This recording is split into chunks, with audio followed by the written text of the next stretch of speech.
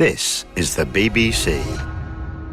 This podcast is supported by advertising outside the UK. Right now, our lives are on our phones. And with our phones full of live-streamed exercise classes, midday work calls, and nightly family video calls, there's no room for fraud calls. Thankfully, AT&T makes customer security a priority, helping block those pesky calls. It's not complicated. AT&T Active Armor, 24/7 proactive network security and fraud call blocking to help stop threats at no extra charge. Compatible device/service required. Visit AT&T.com/activearmor for details. BBC Sounds. Music, radio, podcasts. Hello, I'm Naga Munchetti. You're about to hear a discussion I had on my programme on BBC Radio 5 Live about pain during medical procedures, such as the fitting or removal of a coil. Now, a news article story about women and pain really resonated with me this weekend, particularly because some women feel, or are made to feel, that their pain is something to endure, not a problem to solve. And it seems to be something more pronounced around gynecological procedures.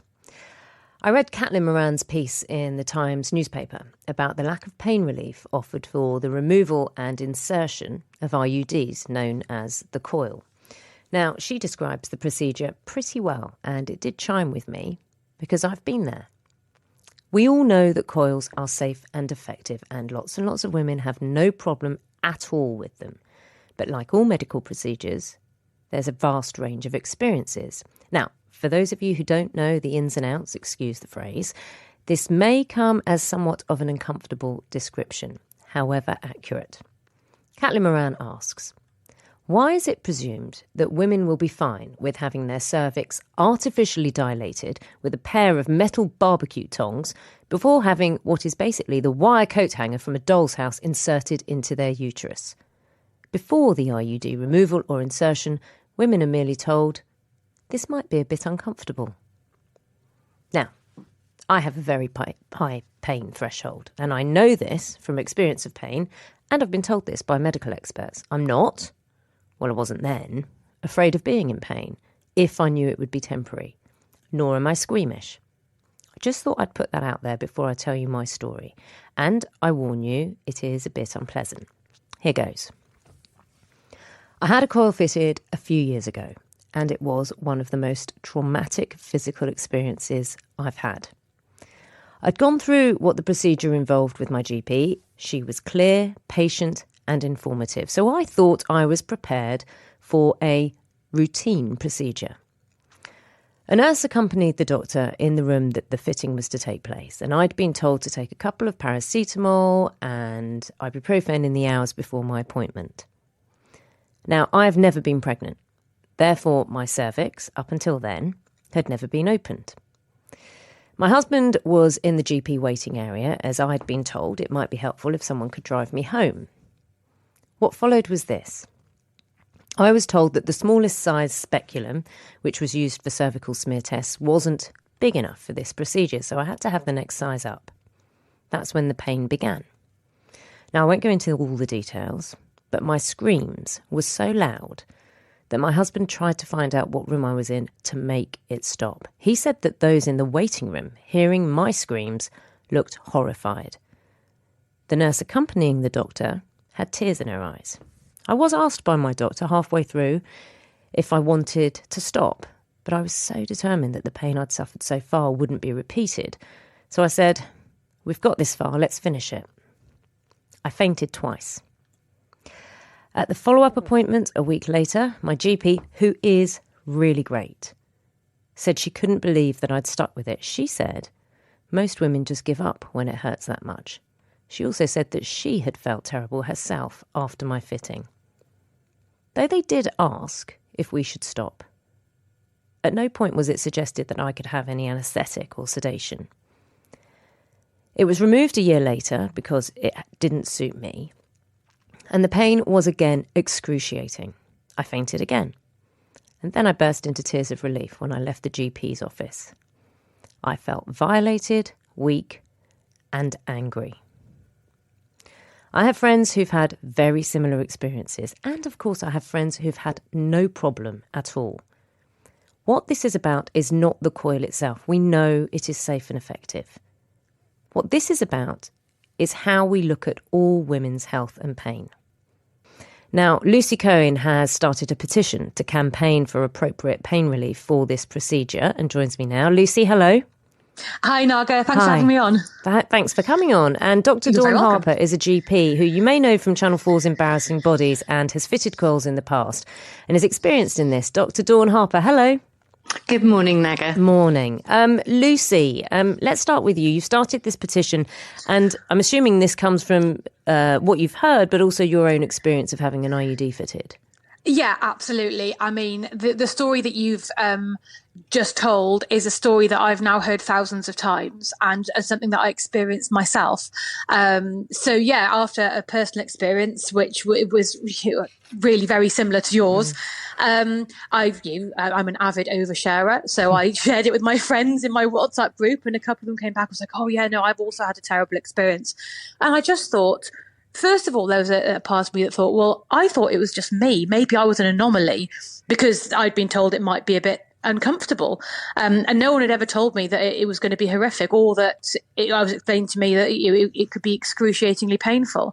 So then I thought, well, I better go and find out, am I and my friends truly an anomaly or are there other people out there? So I started a survey, which got quite a lot of traction on social media. And I've now had almost 1,500 women, I think we're just over 1,300 women now, tell me their stories. And they're all remarkably similar. They're all talking about the same things, that feeling of excruciating pain, feeling a bit violated, emotional upset, all that stuff. And the common theme is people not being offered pain relief to accompany this procedure. So yeah, I started that. And once I got the data, I was like, well, I think there is a problem here. And I started the petition. And since then, obviously, I'm here talking to you now. It seems to have resonated quite strongly with a lot of people. Let's talk about this. Dawn, Dr. Harper, what I want to make absolutely clear is we know that the coil is a safe and effective use of contraception.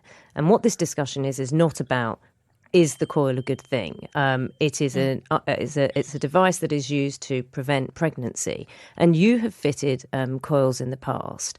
I think what we want to talk about is just whether or not the pain of this for some women is sufficiently...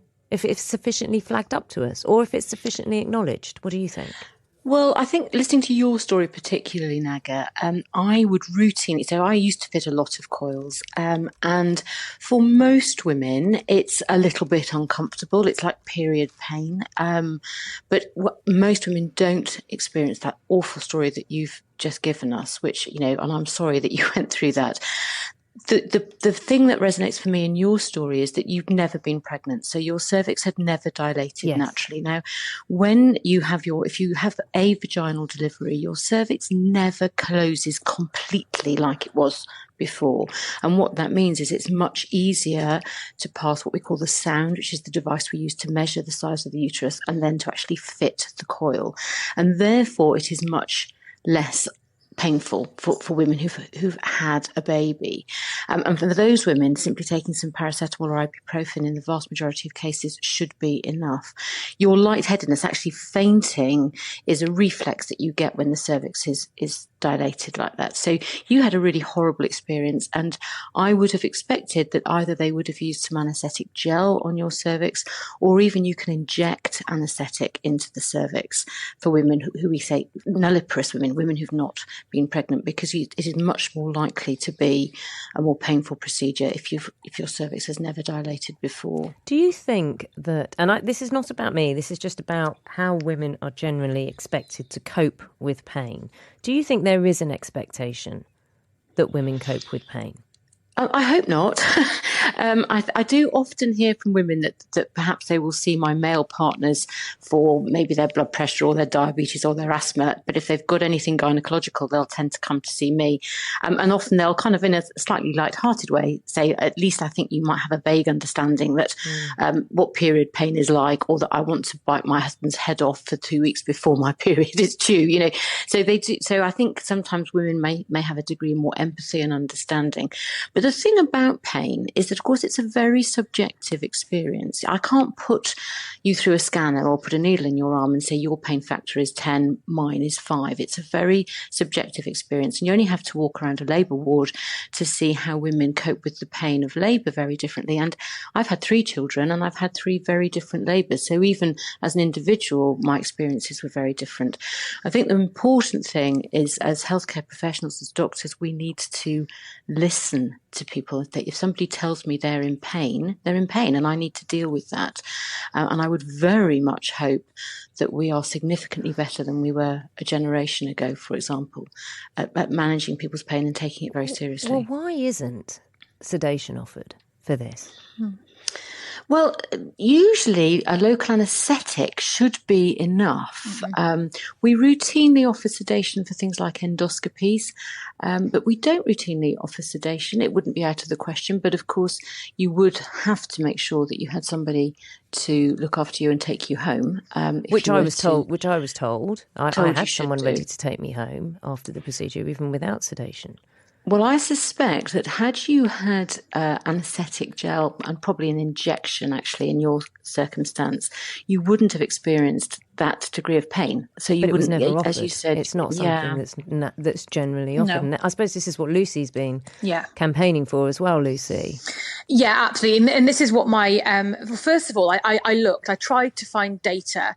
I did find one study from 2013 or maybe even before that, which looked at it and said that pain relief isn't routinely offered. I was not offered any form of pain relief. There was no topical gel, there was no injection, and the overwhelmingly the stories that I've been hearing is that women are not being offered this. It's something that it is not being offered as standard, and I don't know why.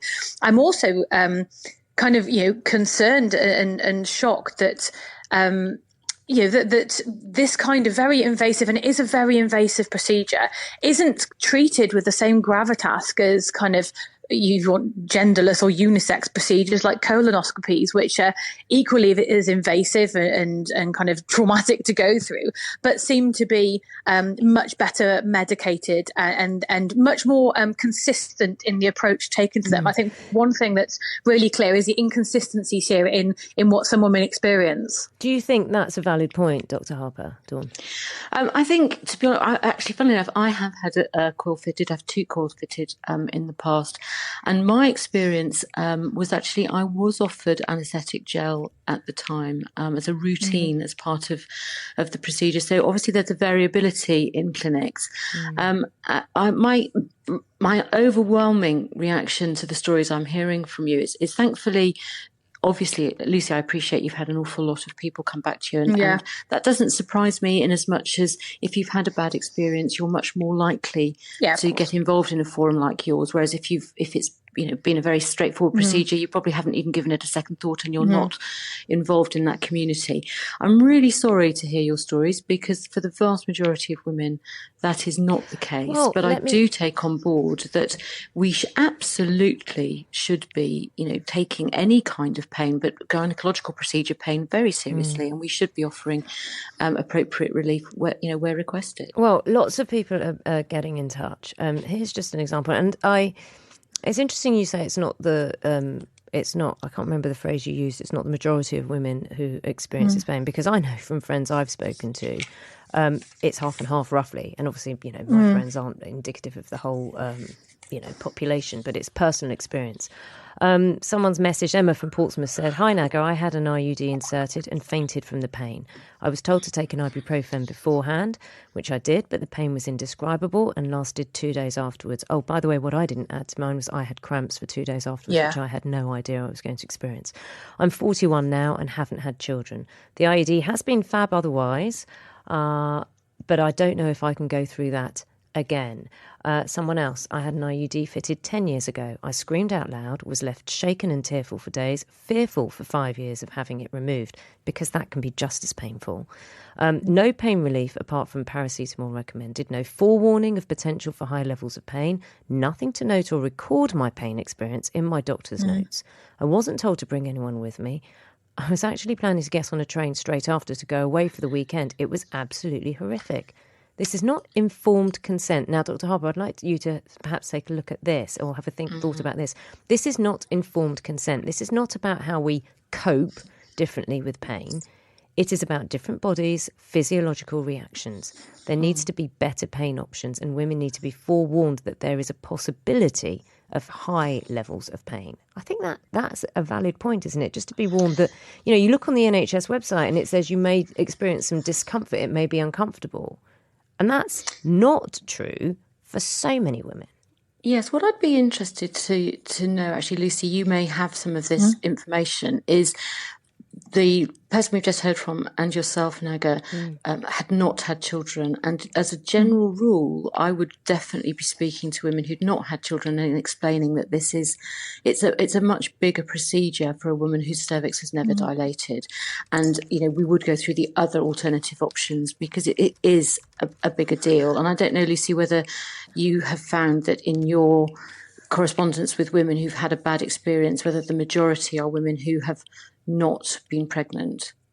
Yes and no. I haven't specifically asked people have they had a pregnancy or not. It wasn't actually something that I was asked or explained to me when I had a coil fitted, that it would be different for women who've given birth vaginally. I have had women, though, say that after giving birth vaginally that this was worse than labour. Yes, I've had women say the same thing. Yeah, so I don't actually know. I think obviously hypothetically, this, like you said, the cervix doesn't completely close, but the pain and the sense of violation, I suppose, is something going for want of a better word, going the wrong way into a cervix. The only thing that ever comes out of a cervix is a baby. And so something that shouldn't be in there going in there is something that I think can't really be described. And I think this issue of consent is an interesting thing, and it's fully informed going into it. If somebody said to me, if there's proper data and research that said, all right, yes, the vast majority of women have no problem with this, regardless of whether they've had a child or not, but said, in 5% of cases, you might experience, I'm making up this percentage, 5%, in 5% of people say they experience excruciating pain. If you think that might apply to you, we could maybe refer you to a specialist clinic where additional pain relief would be offered. I think that's a really achievable, accessible, and that's not a revolutionary solution to what I see now as being quite a prevalent problem. It's interesting. Lots of people getting in touch. And it's not just about the coil. And I will stress again, we know that the coil is safe and effective. This is not an anti-coil discussion at all. It is about the pain that women experience or are warned about or not warned about. Liz has got in touch saying, my first childbirth was horrendous and I'm sick of the standard of care for gynae in this country. My mum calls it the Cinderella service. And I'm also not by any means knocking the service that our GPs give us at all. I had a brilliant GP who was actually really upset with the experience that was my coil fitting and at no point wanted to put me in any pain, and it was no point unsympathetic about the pain I was in. Neither was the nurse who I was also with. There is a question for you, Dr. Harper. It's actually, and it's from someone who has had the coil fitted. She had a lovely gynecologist who explained what would happen. She couldn't believe the amount of pain she was in when the coil in. She cried. She climbed back up the bed because it was horrendous. She also says she has a high tolerance and had given birth to a second child without drugs. But that was horrible. This was horrible. What she says is in a year's time, she's going to have it out and she's dreading it. And what scares her is that during a routine smear, they couldn't find the strings. Now, for anyone who's listening, there are a couple of strings that come down, so you are able to pull it out when it needs removing. And they're not painful. They're usually not painful. They lie in the vaginal canal, and you can carry on with life as usual. Consequently, she's found out that these strings have coiled up in her cervix. So how on earth are they going to get it out? How on earth is she going to cope? She wants me to ask you, Dr. Harper, what she can do, what she can ask for as she's so scared. Those are her words. Sure. I'm so scared. Oh, well, look, I'm really sorry to hear that. There is a tiny little hook that we can use, just like when we're going to, before we fit the coil, we use that instrument I mentioned before, the sound, to measure the size of the internal measurements of the womb so that we know exactly where to fit the coil. We can use a little instrument to hook those strings back from inside the womb. What she probably will need to have is an ultrasound first. Now, that's a completely painless procedure where you have some jelly on your tummy and they will just make sure that the coil is still there. Very, very rarely, and it sounds bizarre, but I've come across it, is the coil will be expelled by the womb and the woman be unaware. Normally, if the coil is naturally expelled, obviously you're aware of it in your underwear, but sometimes it can happen that a woman is not aware that it's come out. And so we need to ultrasound first to check where it is, make sure that it's not in the wrong place, and then they can use this little hook to try and get it out. I think really importantly, this lady should have a conversation with her gynecologist, explain how uncomfortable she felt, the pain that she went through when she had this fitted, because they may they will almost certainly, they will offer her local anaesthetic, but it may be appropriate that she has a very light general anaesthetic to remove that. So I think as long as you can ask and you can get. Absolutely, really important that she has that conversation, and people will be sympathetic to her past experience. Lucy, I'm going to say thank you to you. Thank you very much for coming on, talking about your experiences and the work you're doing. That's Lucy Cohen, who started a petition to campaign for appropriate pain relief. Lucy, thank you. Dr. Harper, please stay with me because I've got a couple of callers who may well need your advice, if you don't mind. Of course, not a problem. Charlie Dampier is with me and experienced pain while having a smear test. Charlie, morning. Good morning, Naga. Morning. How are you? And you? I'm very well, thank you. I hope you are. You were told to just grit your teeth. I was, yeah. It was a bit of a shock. I wasn't expecting it because I haven't had children in the past, but I have had IVF treatment. And, while it's been uncomfortable and you're just sort of told to get on with it, this was something I just was completely not expecting. And as I said in my tweet, I screamed out loud, and I don't think I've ever done that in my life. And I asked the nurse, can we stop? Can we try a smaller speculum? Just kind of in my panic because it was so painful. And she said, no, we're into it now. It will take longer to go and get one. Just grit your teeth and I'll carry on. So you didn't have pain relief. I want to say what the last thing we want to do as well is put anyone off from going for a smear. It is highly effective when it comes to preventing cervical cancer, and according to Bupa, saves around 4,500 lives every year. And I'm sure, Charlie, you're not even intimating that. I just want to make that very, very clear.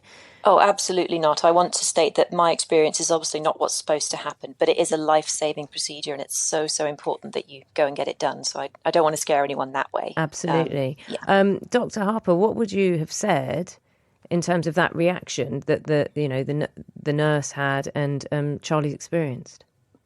Well, obviously I can't comment on individual cases like that, but it's very unusual. I would like to reiterate both of your messages about the importance of smear tests. I actually had a smear test taken on television, actually, on This Morning many years ago, just to try and show how unpainful it should be and is in the majority of cases. So I'm really sorry, actually, that you went through that experience, Charlie. I have done literally probably thousands of smear tests in my life, and I have never had somebody experience pain like that, and nobody should be told to grit their teeth and put up with pain. What should Charlie ask for next time? What should she ask for next time? I would, again, just like your last caller, actually, I would have that conversation and explain that it was very uncomfortable. Perhaps you may want to take somebody with you, but definitely the nurse or the doctor taking that smear needs to know, and we can use a smaller speculum, for example. I mean, it really shouldn't be painful to have a smear test. It's a sort of a 5-minute test, which we always say it's not an uncomfortable thing to do, and it's 5 minutes that could save your life. So I think it's all about communication.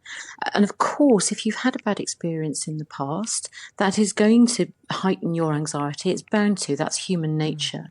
And when we are anxious, our pain threshold is less as well. So it's just important that I think you have those conversations up front, and that at any point you can say stop. You know, this is not something that you have to grit your teeth and put up with and bear. There are different positions we can use, for example, different size speculums we can use. So I think it's all about making sure that people are aware of that bad experience you've had in the past, and then hopefully the nurse or the doctor who is doing that for you will take the precautions necessary. Charlie, I hope that helps. Thank you very much for sharing your experience. I want to speak to Leanne as well. Leanne's in Bristol. Leanne, hello.